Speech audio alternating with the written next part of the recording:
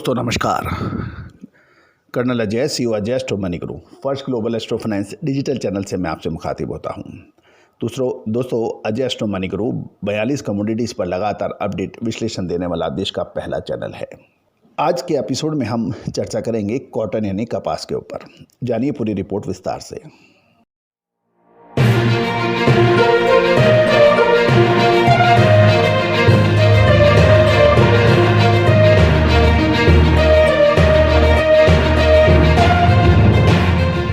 दोस्तों नमस्कार। आज 13 दिसंबर सन 2022। कॉटन के अंदर यानी कपास के अंदर अब दो बड़े धड़ बन गए हैं। एक धड़ा किसानों का है जो एमएसपी पे लगभग 2000 से ऊपर के भाव होने के बाद भी पिछले साल की तुलना में अभी कपास के भाव नहीं बढ़े हैं, इसलिए वो माल रोकना चाहता है। दूसरा धड़ा जिनर्स का है, स्पिनर्स का है और टेक्सटाइल मिल ऑनर्स का है जो डिस्पैरिटी के चलते माल उठाने में अपने आप को असमर्थ बता रहे हैं। उनका कहना है कि भाव तेज हैं, उसके हिसाब से खपत नहीं है, उसके हिसाब से दाम नहीं मिल रहे हैं और वो आवश्यकता अनुसार ही माल खरीद रहे हैं। अब एक बड़ा प्रश्न ये भी है कि अब इस लड़ाई में जीतेगा कौन। अंतर्राष्ट्रीय बाज़ारों में विशेषज्ञों का या मार्केट एक्सपर्ट्स का ये कहना है कि भारतीय रुई का कॉटन का एक्सपोर्ट कम मात्रा में हो रहा है या कम हो रहा है क्योंकि भारतीय रुई के दाम अंतर्राष्ट्रीय बाज़ारों से ज़्यादा हैं। न्यूयॉर्क वायदे के अंदर पिछले कई दिनों में गिरावट दर्ज हुई है, लेकिन चाइनीज़ मार्केट के में चाइनीज़ कॉटन फ्यूचर मार्केट में तेज़ी दर्ज हुई है। भारत के अंदर भी एमसीएक्स के अंदर, एनसीडीएक्स के अंदर कुछ गिरावट दर्ज हुई है। लेकिन अब एक बड़ा प्रश्न ये है कि अब दिसंबर का लगभग मध्य आ गया है और दिसंबर के मध्य से एक टर्निंग पॉइंट या तो ऊपर का या नीचे का, दोनों की तरफ किस तरफ बाजार जाएगा। याद रखिएगा, हमने पिछले साल भी आपको जब 3 करोड़ 61 लाख बेल्स का प्रोडक्शन की बात थी, उस वक्त भी हमने कहा था कि हमें तेज़ी नज़र आ रही है और शानदार तेज़ी साल 2021 के सितंबर माह के बाद चली। उसके बाद साल 2022 के अंदर भी हमने मार्च महीने के अंतिम सप्ताह में कहा था कि अप्रैल हमें अच्छा नज़र आ रहा है और एक ऐसी शानदार तेज़ी बनी, ना भूतो ना भविष्यति। और उसके बाद मई जून के अंदर साल 2022 में गिरावट की बात कही थी, उसके बाद लगभग 40% तक की कॉटन के भाव गिर गए थे।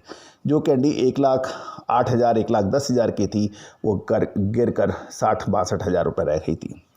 तो दोस्तों अब प्रश्न ये है कि जहाँ तक आंकड़ों का सवाल है, आंकड़े हम आपको दे देते हैं। आंकड़ों से कभी भी कोई विश्लेषण निकल नहीं सकता। देश में लगभग 35% कपास की फसल खेत से निकल चुकने के समाचार हैं, जिसमें लगभग 125 लाख गांठे का कॉटन मार्केट में आ चुका है और 51 लाख गांठों की रुई खेतों से निकल चुकी है, लेकिन मार्केट में आना बाकी है। यदि हम डेली अराइवल की बात करें तो पिछले सप्ताह लगभग 8 लाख बेल्स की अराइवल रही थी और दैनिक अराइवल लगभग 1 से 1.25 लाख गांठ की है। और बिनोला के भाव में भी कुछ गिरावट है। कपास की अराइवल कम हो रही है और इससे बिनोला के भाव भी मामूली इसमें फ़र्क पड़ रहा है। यदि हम देश की स्पिनिंग इंडस्ट्रीज़ की देखें या जिनिंग की स्थिति देखें या स्पिनर्स की बात देखें तो उनकी हालत कमज़ोर बताई जा रही है, क्योंकि उनका कहना है कि मार्जिन ही नहीं है और रुई इजीली मिलती नहीं है और कॉटन यार्ड की डिमांड एकदम स्लो है। एक महीने में स्पिनिंग इंडस्ट्रीज़ की स्थिति सुधर जाए ऐसी लोग धारणा बना रहे हैं और कॉटन यार्न का भाव घट जाए और ऐसी धारणा लोग बनाते हैं। जहाँ तक इंटरनेशनल फ्यूचर का बात है कि न्यूयॉर्क रुई का भाव गिर गया है, ये 80 पॉइंट से नीचे ट्रेड हो रहा है और न्यूयॉर्क मार्च और जुलाई के वायदों में बिल्कुल कम फ़र्क रह गया है, 0.29 सेंट का फ़र्क है। और मई और जून जुलाई के वायदे का आगामी सप्ताह से में मार्च की तुलना में ऊंचे भाव आने की ये कुछ धारणा भी बताई जा रही है। लेकिन इसमें एक महत्वपूर्ण बात ये भी है कि चाइनीज़ कॉटन फ्यूचर का भाव दिन पर दिन बढ़ रहा है, जिसके कारण चाइनीज़ मार्केट का ट्रेंड अब स्टेबल से बुलिश की बात करने लगे लोग हैं। जहाँ तक चाइनीज़ कॉटन फ्यूचर की बात कर रहे हैं, उसका ओपन इंटरेस्ट गत सप्ताह जो था 1,12,416 लॉट का था और 1 अक्टूबर से अभी तक चाइनीज़ रुई वायदा में ओपन इंटरेस्ट 3,66,000 लॉट का है और ये बढ़त पे है और चाइनीज़ मार्केट का ट्रेंड तेज़ी से की ओर अग्रसर हो रहा है। जहाँ तक भारतीय रुई का बेसिक न्यूयॉर्क रुई वायदे की तुलना में गत सप्ताह घट गया था, ये एक महत्वपूर्ण बात ये भाई है। अब 15 दिसंबर के आसपास से कॉटन के भावों में एक बार तेज़ी की संभावनाओं से इनकार नहीं किया जा सकता। दोस्तों, हमारा ये विश्लेषण ध्यान से सुनें, समझें और मिलाएं। याद रखिएगा, आंकड़ों की जवानी विश्लेषण कभी भी नहीं हो सकता।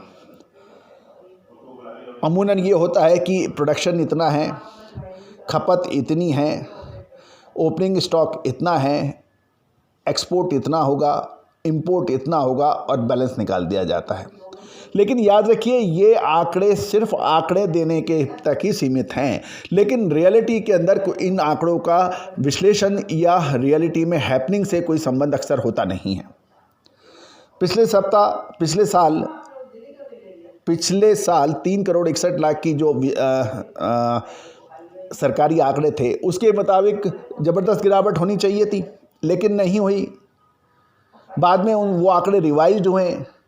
खपत के बारे में भी जो धारणा थी वो बिल्कुल सही नहीं बैठी। तो कहानी सिर्फ इतनी सी है कि आंकड़ों से आप शो तो बना सकते हो, लेकिन विश्लेषण नहीं कर सकते। हमारे शो के अंदर आपको विशेष ये मिलेगा कि तेज़ी है या मंदी, या जो विशेष जिनर्स हैं, मिलर्स हैं, स्पिनर्स हैं या किसान हैं, जो स्टॉकिस्ट हैं, जो स्टॉक करके बैठे हैं, उनको हमारे शो के अंदर हमेशा ये चीज़ अवश्य मिलेगी।